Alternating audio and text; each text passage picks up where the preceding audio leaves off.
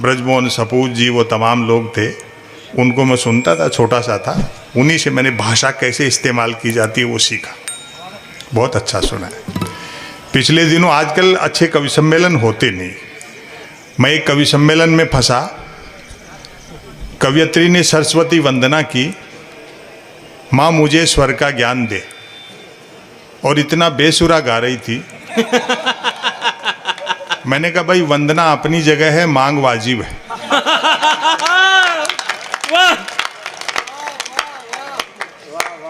कई लोग शिकायत करते हैं कि संपत सरल जी आपके 2-4 ऑडियो वीडियो क्या वायरल हुए, आजकल आप पैसा बहुत लेने लग गए। मैंने कहा जी बात तो ठीक है आपकी, लेकिन आने जाने का किराया और साथ के कवियों को सुनने का मेहनताना घटा दो तो बचता ही क्या है।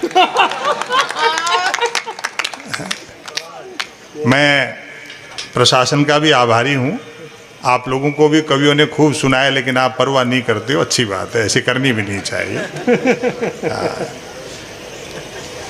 देखो कवियों से भी एक निवेदन है, सबने अच्छा सुनाया, लेकिन लाफ्टर शो और कवि सम्मेलन में अंतर है। क्या बात। कवि सम्मेलन में हल्का फुल्का सुना जा सकता है, हल्का नहीं सुना जा सकता। वाह। यहाँ से परिवार लोग आए हैं तो भाषा की जो मर्यादा है, पद्म भूषण गोपाल दास नीरज जी एक बात कहते थे कि कवियों की जिम्मेदारी है कि जो कवि सम्मेलन सुनने आया है वो जब घर लौटे तो उसकी भाषा का स्तर ऊंचा होना चाहिए। वाह। वो यहाँ से सीख करके जाए कि भाषा का इस्तेमाल कैसे किया जा सकता है। मैं सोच रहा हूँ कि इधर उधर की बात करने के बजाय मैं आज आपको कुछ गाढ़ा सुनाऊं तो अच्छा लगेगा। जफरजी टांक और भाई मनीष सुखवाल और तमाम जो लोग हैं, मुझे पता नहीं आप किस राजनीतिक दल के लोग हैं, और मेरी इमेज ऐसी बना दी जैसे मैं किसी का विरोधी हूँ। हाँ, अब वही व्यंग अगर कोई दूसरा कर देगा तो उसका बुरा नहीं मानेंगे, लेकिन मैं जब कहता हूं तो ऐसा लगता है जैसे आप मोदी जी के खिलाफ बोल रहे हो। जबकि 2014 के पहले मैंने मनमोहन सिंह जी के बारे में खूब बोला है। अब वो वीडियो उपलब्ध नहीं है यूट्यूब पे तो मैं क्या करूं, बाकी खूब बोला है हमने। ऐसी इमेज बना दी मेरी, अगर मैं भूल से ये भी कह दूं चेयरमैन साहब कि मोदी जी विकास के दम पर दोबारा जीत के आए हैं, तो लोग जूता निकालते हैं कि शर्म नहीं आती प्रधानमंत्री के बारे में झूठ फैलाते हुए। लेकिन मैं क्या, आप लोगों की वो सोशल मीडिया पे ट्रोल करते हैं, न तो मुझे कोई धमकी मिलती है, न कोई बुरा मानता है, सब मजे लेते हैं। आखिर पेट्रोल तो उसी भाव अपने को भी खरीदना पड़ रहा है। तो ये सब आनी जानी चीजें हैं। मैं एक दो लघु कथा आपको सुनाता हूँ।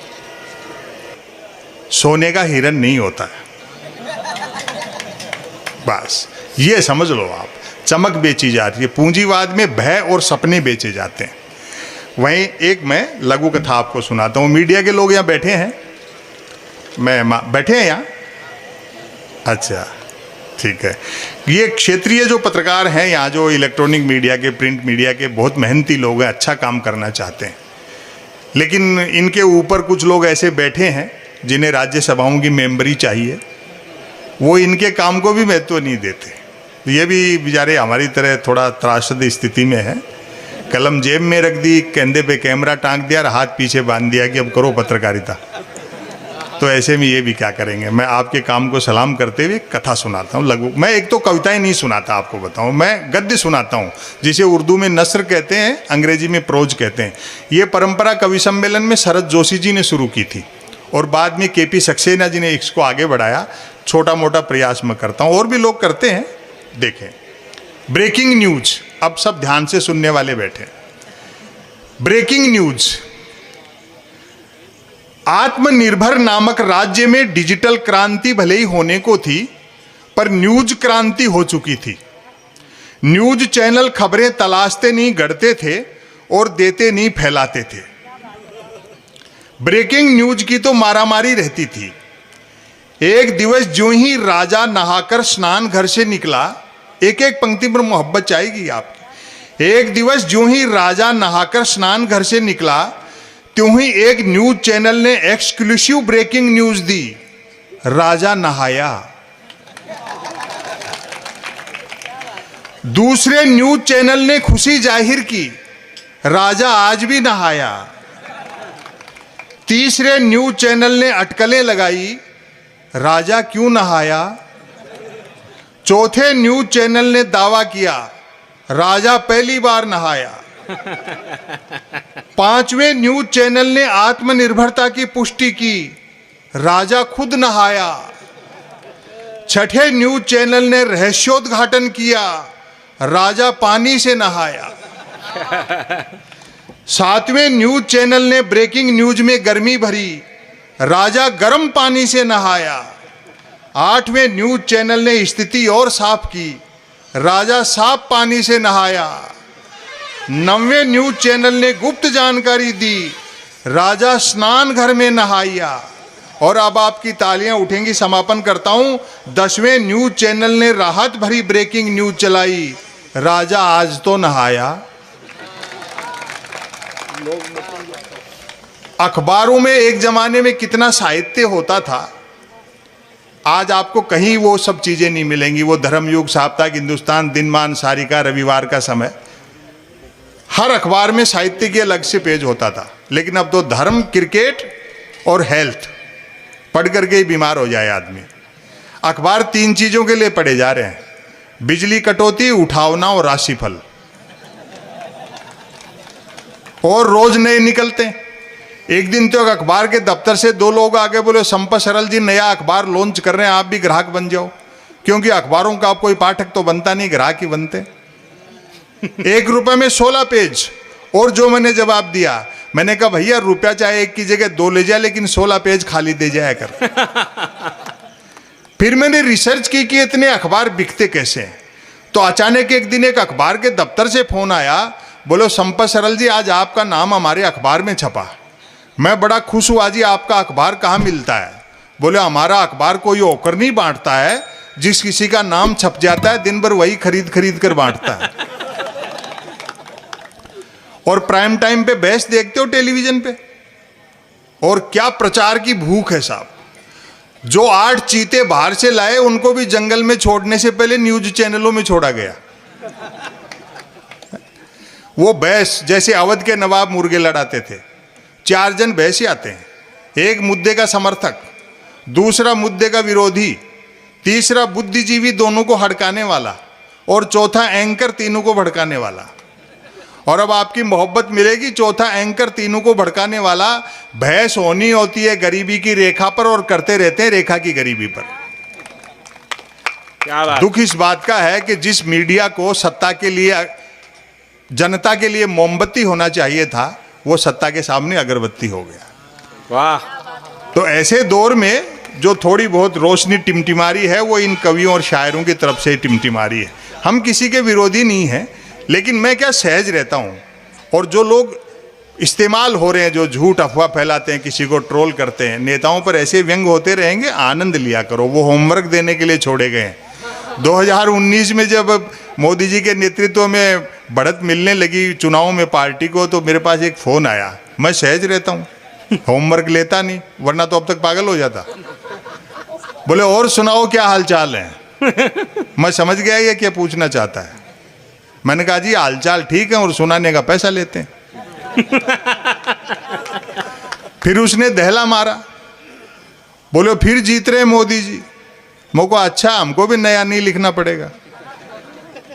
इस देश में कोई चीज का संकट नहीं है, आइडियोलॉजी का संकट है। वो जो जा रहे हैं बदल बदल के पार्टियां, कल को सत्ता कमजोर होगी तो लौट के नहीं आएंगे। हमें उस दिन की चिंता है। क्या बात। आप ठगे जाओगे।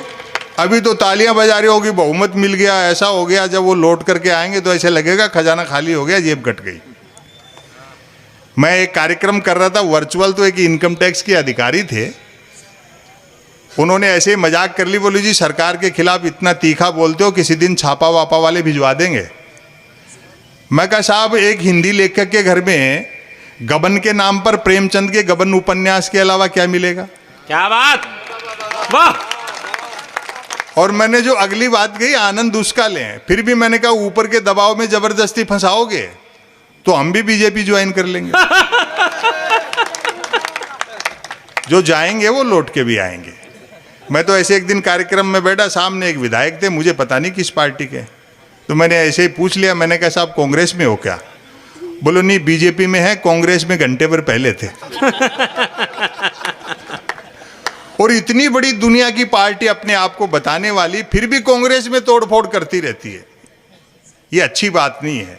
अगर इसी तरह से ये तोड़फोड़ चलती रही तो हो सकता है इतने कांग्रेसी चले जाएं भाजपा में कि 2024 में बीजेपी का चुनाव चिन्ह हो हाथ के पंजे में कमल का फूल।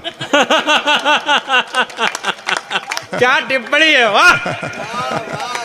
तो ये जो चिंताएं हैं, विचारधारा का संकट है। आप ही के पास बहुत लोग हैं, उनसे तो विचारों से दरियां बिछवा रहे हो, और जो ऊपर से छाता लेके टपकते हैं उनको टिकटें दी जा रही है। लेकिन थोड़े दिन की बात है, जब इंडिया पूरा डिजिटल हो जाएगा तो ये चीज़ें खत्म हो जाएंगी, खरीद फरोख्त इस तरह से। उसके बाद में ये विधायक सांसद जितने भी हैं अमेजन और फ्लिपकार्ट पे मिलेंगे।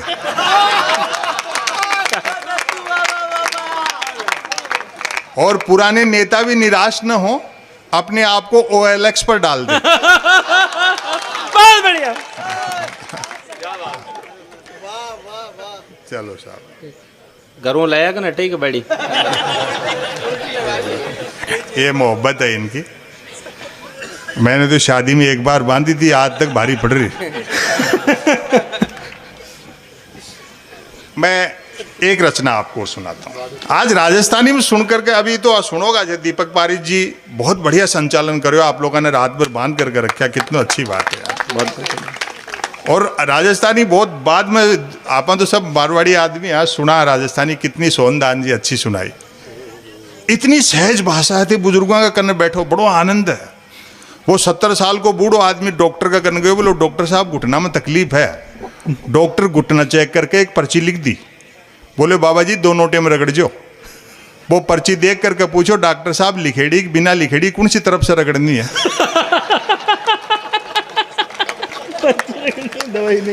सहज रहो जीवन में, तनाव मत पालो। अच्छा माताएं मैंने यहाँ बैठी हैं, आपने तो इतनो हास्य है राजस्थान का, मायने कण कण में बिखरेड़ो है। कई बार के मलमास लाग जाए तो कोई शादी ब्याह नहीं हो, कई बार तारो लाग जाए तो बहन बेटी को पीर सासरा आन जान बंद हो जाए। तारो लागबाना आपने देश की भाषा में बोले तारो डूबनो। अब एक नई नई बहू बेचारी पियर जाने के लिए बैठी, तारो डूब बाड़ो। अच्छा तारो कब डूबो कोई बात के लिए आपकी सासू ने पूछ भी नहीं सके, क्योंकि तारो भी का जेठ जी को नाम। तो एक दिन परेशान होकर के अपनी सासू ने पूछो, बोले सासू जी हो जेठ जी को नाम कब डूबे हुआ? तो सासू बोली बहू हो तो तू आई भी दिन डूबो।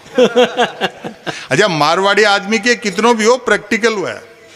वो मैं मारा गांव में, मैं तो शेखावाटी को रह वालों दोनों डिस्ट्रिक्ट में, एक मारा गांव में एक आदमी का पहली बार पिताजी गुजर गया।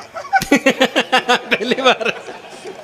तो आपका दोस्त ने बोले यार देख मैं तो जिंदगी में पहली बार 12 दिन बिजी रहूंगा, तू यो किरायो बाड़ो ले। पिताजी ने हरिद्वार गालिया, तो वो चालो साहब पूरो बाड़ो तो खुद खागो, और भी का पिताजी ने गड्ढे बीच में गिरा है मेरठ गाजियाबाद का आसपास। वो देखिए कुन पतो लगा, वापस आगो 12 दिन निकल गया। एक दिन जी को बाप मरियो भी आदमी ने खटको होगो कि यार यो इतनो जल्दी कहीं आयो, कोई ना कोई तो बात है। तो वो तरकीब से पूछो, अब सीधो पूछ ले तो दोस्त नाराज हो जाए। बोलो रात में मेरा सपना में पिताजी आया, बोला तू अजीब आदमी ने हरिद्वार भेजो, पूरो बाड़ो तो खुद खागो और मान दो, वो बीच में ही पट गए हो। अभी दोस्त की बात सुनो। बोले यार बात तो तेरी ठीक है, लेकिन मैंने दुख ही बात को है कि तेरा बाप में मरकर कभी अक्ल नहीं आई। सपना में जितनो बठीन चाले अठीन चाले उतनो बठीन चालतो तो हरिद्वार पहुंच जाओ।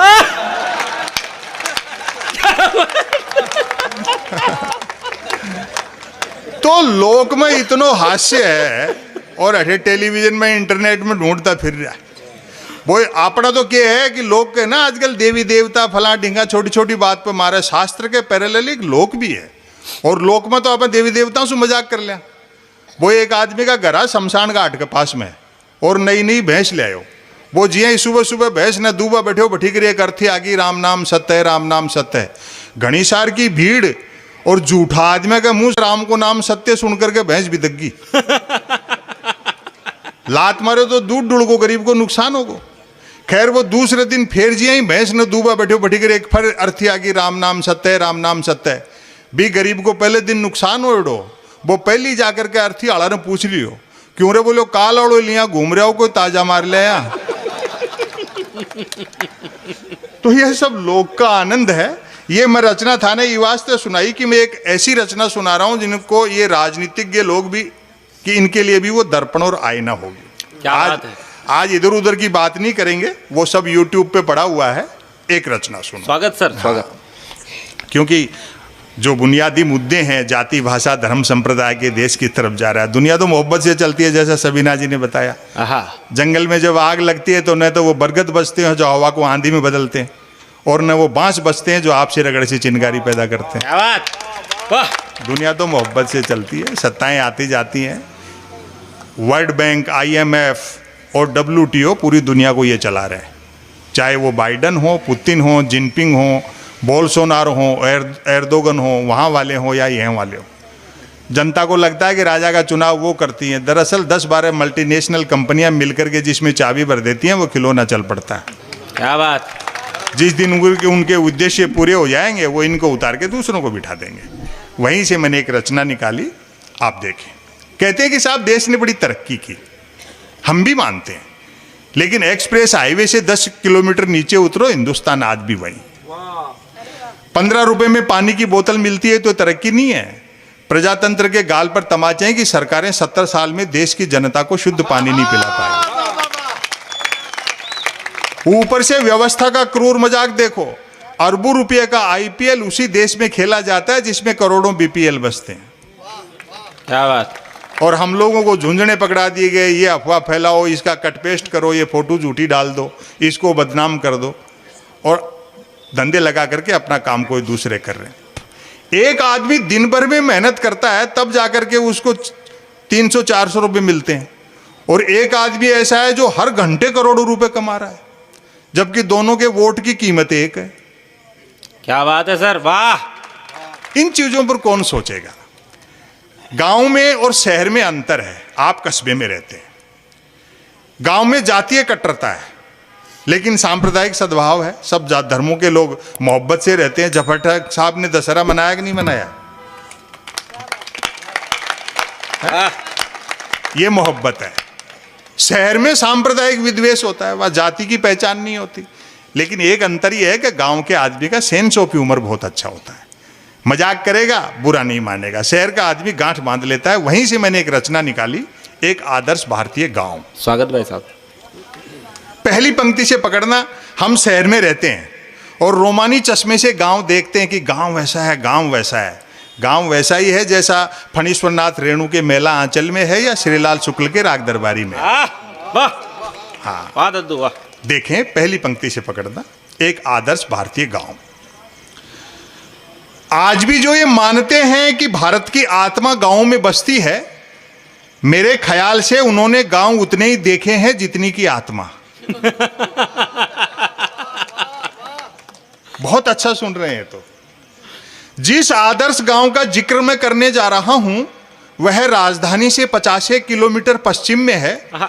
चूंकि रास्ते में शराब के कई ठेके पड़ते हैं, अतः यह दूरी घटती बढ़ती भी रहती है। क्या बात।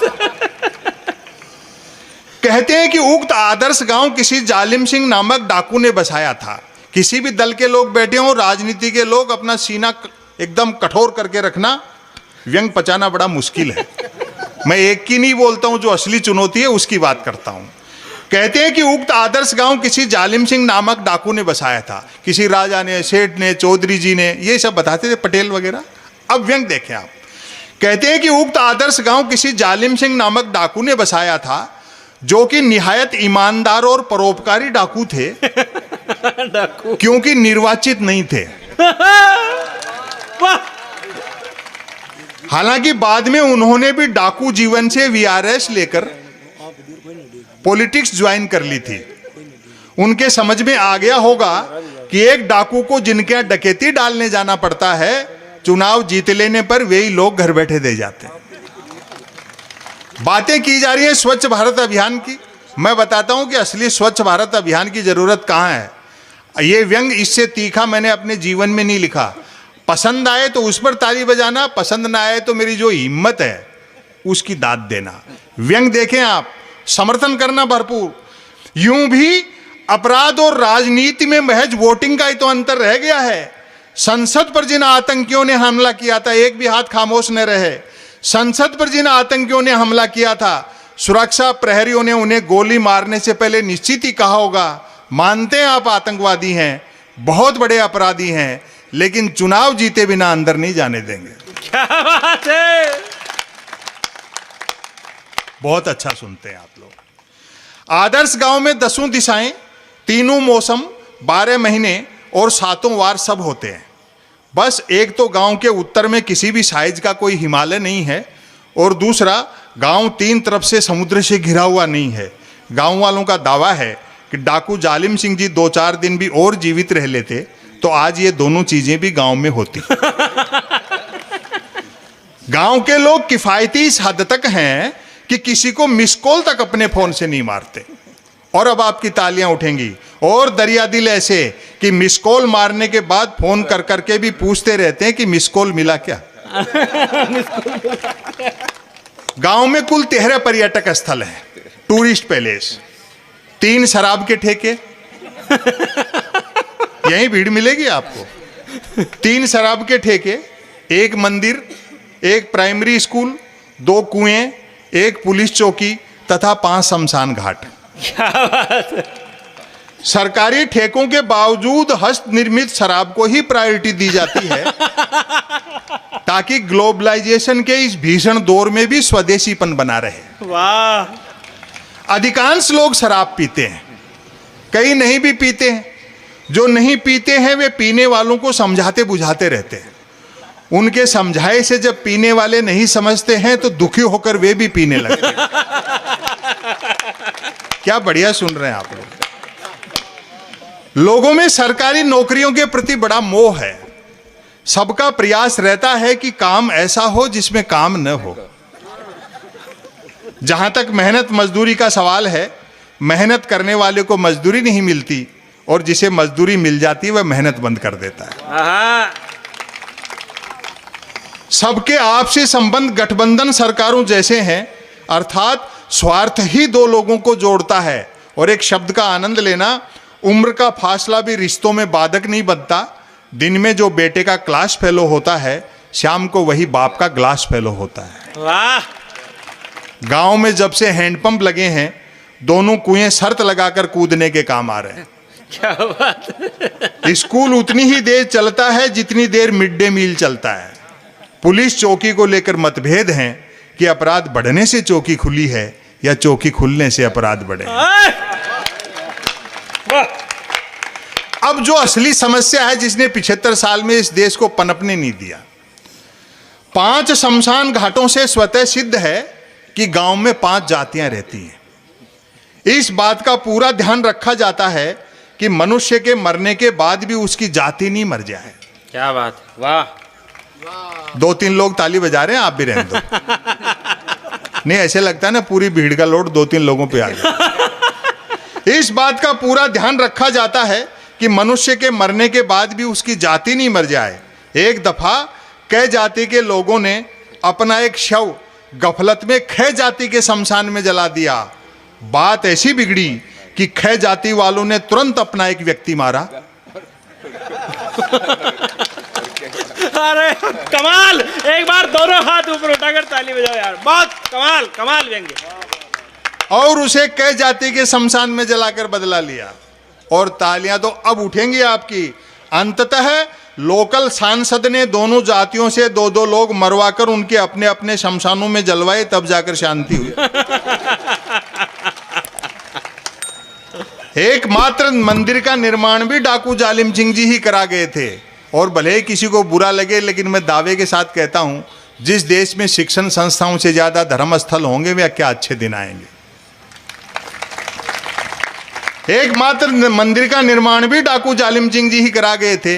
कथा है कि एक रात सपने में उन्हें एक साधु ने ताना मार दिया था कि मूर्ख, लूट का माल यूं ही नहीं पचेगा, थोड़ा दान धर्म भी करना सीख।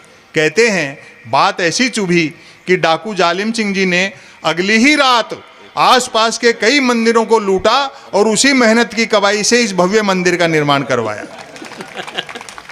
घरों में 2 चीजें सबके यहाँ फाइनेंसित हैं, मोटरसाइकिल और टेलीविज़न। मोटरसाइकिल इसलिए कि गांव सड़क मार्ग से शहर जा सके, टेलीविज़न इसलिए कि शहर आकाश मार्ग से गांव आ सके। वाह। टीवी ने तो ज्ञान के क्षेत्र में क्रांति कर दी। कक्षा में मास्टर जी महाभारत के रचयिता का नाम पूछते हैं तो बच्चे BR चोपड़ा बताते हैं। और मैं इसका समापन करता हूं। जफर टांग साहब, आपकी मोहब्बत के नाम है इस आखिरी समापन के ये बंद। एक रचना छोटी सी और सुना दूंगा अगर आप चाहेंगे तो, नहीं मेरा काम हो गया। जो देश की जो स्थिति है और गांव की जो सांप्रदायिक मोहब्बत है, सद्भाव है, उसके नाम भरपूर समर्थन करना। जो हो, गांव वालों में परिहास वृत्ति लाजवाब है, हंसी मजाक। चरणदास जी हड़बड़ी में जरा छोटे जूते खरीद लाए, दुकानदार ने बिका हुआ सामान वापस नहीं लिया क्योंकि दिन भर में एक ही बिका। लाचार चरणदास जी को ठांसे गए जूते काट रहे हैं और वे लंगड़ाते हुए चल रहे हैं। रास्ते में टकरा गए इकबाल मियाँ, पूछ बैठे चरणदास जी ये जूते कहाँ से मार लाए, मतलब कितने के पड़े। एक तो जूते काट रहे थे, ऊपर से इकबाल मियाँ की मार लाए और पड़े जैसी भाषा। मोहब्बत देना, मार लाए और पड़े जैसी भाषा। चरणदास जी ने झल्ला कर कहा पेड़ से तोड़े हैं। इकबाल मियाँ बोले महाराज कच्चे तोड़ लिए। एक छोटी सी और सुना दूं 2 मिनट। हाँ स्वागत दादा, स्वागत स्वागत। इसमें कहीं नाम नहीं है किसी का और आपको व्यंग अच्छा लगेगा। बहुत अच्छा लगा कि देखो नगर पालिकाओं के इस तरह के बड़े बड़े जो कार्यक्रम हैं उसमें भी देर रात तक कुछ लोग सहपरिवार आए, माताएं बहनियां बैठी हैं। मुझे बहुत अच्छा लगता है। हम भी घर गृहस्थी वाले लोग हैं। और देखो शादीशुदा हो तो पत्नी को साथ रखा करो, वरना मन की बात भी रेडियो से करते फिरोगे आप। वैसे भी स्त्री का त्याग संसार में पुरुष से बड़ा है। हम इनको हल्के में लेते हैं, कभी लोग मजाक उड़ाते हैं। मैं कभी नहीं करता, इनका समर्थक हूं मैं। वो पति ने डींग हाँकते हुए कहा पत्नी से मेरा बड़प्पन देख जो तेरे से बिना देखे शादी कर ली। पत्नी बोली मेरी भी हिम्मत देख जो तेरे को देखने के बाद भी मना नहीं किया। आप क्या खाएंगे, क्या पहनेंगे, क्या पढ़ेंगे, क्या सोचेंगे, ये भी कोई और तय कर रहा है। मैं बधाई देना चाहता हूं नगर पालिकाओं को कि आप इस तरह के मेले आयोजित करते हैं। इसी से हिंदुस्तान बचा हुआ है, वरना तो कहीं कोई कसर छोड़ी नहीं। मुंशी प्रेमचंद की कहानी ईदगाह इसलिए पाठ्यक्रम से हटा दी गई कि अगर गांव में मेले लगेंगे और हामिद दादी के लिए चिमटा मेले से खरीदेगा तो मल्टीनेशनल कंपनियों के ब्रांडेड चिमटे ऑनलाइन कैसे बिकेंगे। क्या बात, वाह। ये छोटे छोटे जो व्यापारी हैं उनका भला करते हैं इस तरह के मेले। यही संस्कृति धड़कती है भारत की। हाँ भाई साहब। एक रचना आपको और सुना देता हूं, सुनो। देश की हालत जो आप देख ही रहे हैं, सन्यासी व्यापार कर रहे हैं और व्यापारी सन्यास की सोच रहे हैं। एक दिन तो किसी न किसी चीज के दुष्परिणाम आते हैं। उस श्रीलंका तक की हालत खराब है जो पूरी सोने की थी। अपन तो सिर्फ चिड़िया थे। क्या बात है। और आज ही सबीना जी कह रही थी, बोले देखो समय कैसे बदलता है। एक जमाने का फास्ट बॉलर रहा इमरान खान चला गया। मगर कुर्सी एक दिन सबकी जाएगी, भले कोई कितनी भी तेज फेंकता हो। एक रचना आप सुन लो मेरे से, सुनिए साहब। हाल देखिए आप, कुछ नहीं बदला है। जमाना बड़ी चैन से सो रहा है, जो होता था पहले वही हो रहा है। आवेदन एक ने किया, परीक्षा में दूसरा बैठा, इंटरव्यू तीसरे ने फेस किया, नौकरी मिली चौथे को और करता रहा पांचवा। वेतन छठे ने उठाया और पेंशन हुई सातवें की। और अब आपकी तालियां उठेंगी, जबकि सातवें की डेथ तभी हो गई थी जब पहले ने अप्लाई किया था। रोज तो अखबारों में पढ़ रहे हो, तो मोहब्बत से रहो। एक रचना सुना दे, सुनिए साहब। रचना का शीर्षक सुन के आनंदित हो जाएंगे। किसी का नाम नहीं है, मुझ पर आरोप न लगाएं कि मैं किसी के लिए ऐसा वैसा बोलता हूं। कुछ लोग शिकायत करते हैं कि साहब आप एक तरफा क्यों बोलते हैं, बैलेंस किया करो। मैंने कहा जी बैलेंस करने के लिए ही तो एक तरफा बोलते हैं। सुने, ताली बजाना शीर्षक पे। व्यंग बहुत गहरा है। मन की बात।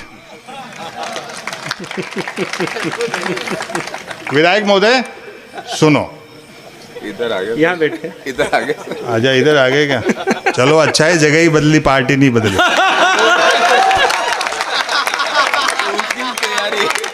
अब ये भी तो सुन रहे हैं, तो दूसरों को सुनने में क्या तकलीफ है।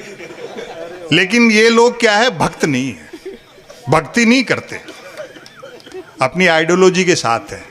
वाजपेयी जी के जमाने में हमने इतने कवि सम्मेलनों में मजाक उड़ाई, ऐसे मुख्यमंत्री थे नरेंद्र मोदी जी, कर्नावटी क्लब, राजपथ क्लब, अहमदाबाद में पटेल स्टेट में खूब बैठ बैठ के ठहाके लगाते थे। अभी क्या हो गया? ऐसा नहीं होना चाहिए। सच्चा किस्सा बताऊं, वाजपेयी जी का सेंस ऑफ ह्यूमर। यूएनओ में हिंदी पे भाषण दे के आए और देश में बड़ी तालियां बज गई। बोले साहब हिंदी का डंका दुनिया में बज गया, वो कितना बज गया वो तो अपन भी जानते हैं। तो किसी ने उनसे मजाक कर ली वाजपेयी जी से एक दिन। बोले वाजपेयी जी आप हिंदी में भाषण दे करके आए और हिंदी का इतना सब करते हो, हिंदी में ईमानदार शब्द तो है ही नहीं। अगर आपको ईमानदार लिखना तो उर्दू ही लिखनी पड़ेगी। अंग्रेजी में ऑनेस्ट लिख सकते हो लेकिन हिंदी में उसका कोई पर्याय नहीं है ईमानदार का, उसके लिए उर्दू इस्तेमाल करनी पड़ेगी। लेकिन वाजपेयी जी का सेंस ऑफ ह्यूमर देखो। बोले जी हिंदी में ईमानदार तो है ही नहीं। बोले यार बात तो तुम्हारी ठीक है लेकिन हिंदी में तो बेईमानी भी नहीं है। जो भीतर से रिच होता है ना, जिसने जिंदगी और किताबें पढ़ी होती हैं, वो इस तरह के जवाब देता है। तब आप देखें मन की बात। अच्छा, कोई कुछ भी बात करे, बात कुल दो ही प्रकार की होती हैं, एक काम की बात और दूसरी मन की बात। यदि आप मेरी इस बात से सहमत नहीं हैं तो फिर आपकी अलग बात है। यूं तो बात काम की हो या मन की होती दोनों बात ही हैं, लेकिन दोनों में बेसिक डिफरेंस ये होता है कि काम की बात में मन नहीं होता और मन की बात में काम। असल में तो मन की बात की ही इसलिए जाती है कि काम की बात नहीं करनी पड़े। मन की बात कुछ कुछ वैसी ही होती है जैसे सदैव टू व्हीलर चलाते रहने वाले के कभी फोर व्हीलर हाथ लग जाए तो वह खाली सड़क पर भी हॉर्न बजाते हुए चलता है। क्या बात। मन की बात एक तरफा होती है, जैसे देवता वगैरह मुंह आने पर आकाशवाणी कर दिया करते थे। मन की बात एक प्रकार का मौखिक प्रसाद होती है, जिसे पाने के लिए भक्तों को हथेलियों की बजाय कान फैलाने होते। भक्त तो आप जानते हो, जिसके आंखें तो होती है लेकिन दृष्टि नहीं होती। मन की बात के साथ विषय का लफड़ा नहीं होता। यदि भूले भटके मन की बात भटक कर किसी विषय पर आ भी जाए तो कोई माई का लाल अंत तक नहीं पकड़ सकता कि मन की बात आखिर हो किस विषय पर रही है। काम की बात अपने काम से काम रखती है, जबकि मन की बात का प्रचार करना पड़ता है कि फलां तारीख को इतने बजकर इतने मिनट पर मन की बात होगी। पता लगते ही मन की बात को ही काम की बात मानने वाले उछल पड़ते हैं कि वाह मजा आ गया, फलां तारीख को इतने बजकर इतने मिनट पर काम की बात होगी। काम की बात सुनी न जाए तो अच्छी खासी काम की बात भी मन की बात होकर रह जाती है, जबकि मन की बात को सुनने वाले मिल जाएं तो बात कोरी मन की बात होने के बावजूद बड़े काम की बात होती है। अब देखें व्यंग्याप, वैसे सुनने वाले न मिलें तो मन की बात दीवारों से भी की जा सकती है, क्योंकि मन की बात करने वाले ने सुन रखा होता है कि दीवारों के भी कान होते हैं। क्या बात। और तालियां आपकी अब उठेंगी, दीवारों के भी कान होते हैं, बल्कि वह तो यह तक मानकर चलता है कि जिनके कान होते हैं वे दीवार ही होते हैं। वाह। मन की बात अक्सर शुरू यहां से होती है, भाई और बहनों। बस इतना सुनते ही मन की बात के मुरीद भाई बहन सांस रोककर मन की बात ऐसे सुनने लगते हैं मानो सुनने के लिए जिंदगी में अब सिर्फ यही काम की बात बची है। काम की बात करने से बचने की एकमात्र तरकीब है कि तुरंत मन की बात शुरू कर दी जाए। यह अलग बात है कि लगातार मन की बात करने वाले से फिर लोग उम्मीद भी नहीं रखते कि वह जिंदगी में कभी कोई काम की बात भी करेगा।